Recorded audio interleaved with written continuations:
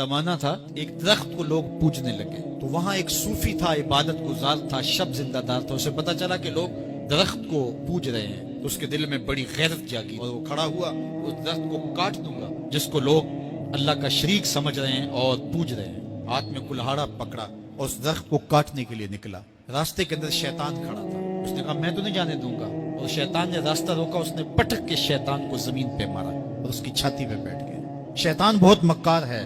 उसने कहा जनाब आप इबादत गुजार हैं, तहज्जुद गुजार हैं, आप दरख्त को काटेंगे, लोग आपके मुखालिफ हो जाएंगे, फिर आपको उनके मुकाबले खड़ा होना पड़ेगा। सवेरे शाम लड़ाई ही लड़ाई, आपकी इबादतों के वक्त में खलल आएगा।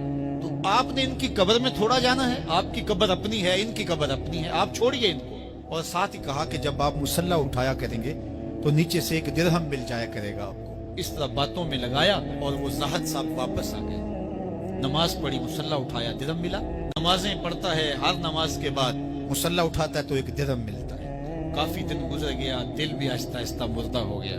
एक दिन मुसल्ला उठाया तो कोई दिरहम नहीं निकला। फिर दोबारा कुल्हाड़ा उठाया, उठा। रास्ते में फिर शैतान खड़ा था। किधर जा रहे हो? कहा दरख्त को काटने जा रहा हूँ। शैतान ने कहा मैं तो नहीं जाने दूंगा। शैतान ने पटक के जमीन पे मारा और छाती पे बैठ गया। वो जाहिद साहब परेशान हो गए, शैतान को कहने लगे कि ये कैसे हुआ? मेरा तो तजुर्बा माजी का ये था कि मैं ताकतवर हूं, तुम कमजोर हो, लेकिन अब तुमने पटक के मुझे जमीन पे मारा। तो कहा साहिब उस दिन तुम अल्लाह की रिजा के लिए जा रहे थे, आज तुम दिरहम के लिए जा रहे हो। तो जब अमल में खुलूस नहीं रहता तो फिर अमल अमल नहीं रहता, फिर सजदे बेरूह हो जाते हैं, नमाजें बेज़ौक हो जाती हैं, फिर सब कुछ चलता रहता है लेकिन रस्म होती है। फिर कुरान पढ़ा जाता है, रस्म होता है। कुरान दिल को फिर नहीं बदलता, इसलिए कि रस्म अदा हो रही होती है। जब रस्म अदा हो रही हो तो फिर कुरान दिल को नहीं बदलता।